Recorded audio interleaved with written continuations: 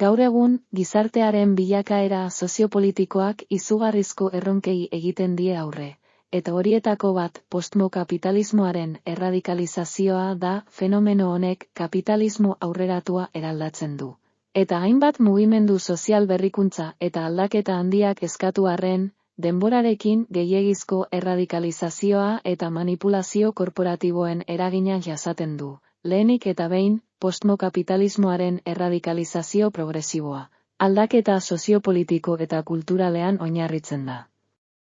Feminismotik hasi, klima krisialdiaren katastrofismora eta gutxiengoen eskubideen defentsara. Hala ere, mugimendu horiek guztiak korporazio handien interesen menpe egon dira, eta gero eta erradikaltasun gehiago jasotzen dituzte. Hasierako ideiak arriskutsu bihurtuz. Postmokapitalismoaren erradikalizazioarekin batera, transhumanismoaren ideologia azaleratzen da teknologia, bioteknologia eta zientziaren bidez gizakiaren gorputza eta adimenaren mugak gainditzea helburu duen mugimendu honek. Gero eta gehiago bultzatzen du ekonomia globaletik eta elite korporatiboetatik. Hala ere, hau ez da kontzeptu berria. Mendeko ideologia erradikalek, hala nola darwinismo soziala eta eugenesia, jatorri berak dituzte. Ideia horiek, hasieratik erradikalak izan ziren, eta oraindik ere presente daude, bai ideologikoki, bai estrategikoki. Erradikaltasun hori, transhumanismoaren bidez, zorrotzagoa bihurtzen ari da.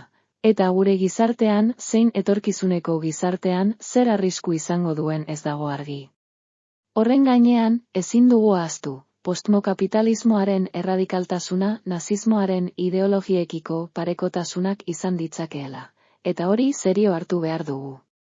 Ildo horretatik, mugimendu sozial eta ideologikoen erradikaltasunaren artean bilakaera bat gertatzen ari da.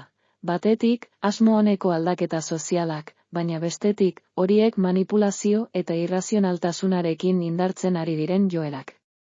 Azken finean, postmokapitalismoaren eta transhumanismoaren fenomenoak ez dira soilik etorkizuneko ideiak, baizik eta gure egunerokotasunean eragin zuzena duten prozesuak.